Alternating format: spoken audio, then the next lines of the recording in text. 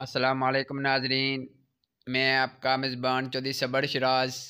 इस टाइम जो Nazi video senior चकसवाड़ी ज़ात कश्मीर ज़िला मीपड़ नाजरीन सो तक सकने हो कितनी ज़्यादा ट्रैफिक जाम हुई है। इसकी वजह है नाजरीन ट्रक और ट्रैक्टर। नाजरीन इस टाइम ट्रक ट्रैक्टर अच्छी के बाजार फंसी जाने। मैं इंतजामिया गुजारिश करना कि इन्होंने एक टाइम रखा जाए ताकि वामी इलाका चकसवाड़ी की कोई मुश्किल ना वै। नाज़रीन सब तो पहले मैं गुजारिश करना इंतजामिया की जो बाईपास सड़क है उसका कम मुकम्मल शुरू हुआ है जल्द ताकि वामी इलाका की कोई मुश्किल ना हुआ। नाज़रीन जे इलैक्शन तो पहले लीडर भाई तकरीर करने सा कि अस चकसवाड़ी बाजार पैरिस बनाई उड़सा सो तक सकते नाज़रीन ने पैरिस बनता है।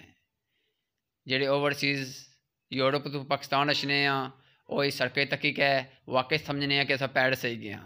नाज़रीन मैं इंतजामिया गुजारिश करना कि इस सड़क कम जल्द जल्द शुरू करा ताकि वाम इलाका की चकसवाड़ी की ये मुसाफिरों ने कोई मुश्किल ना हुआ। जज़ाकल्लाह।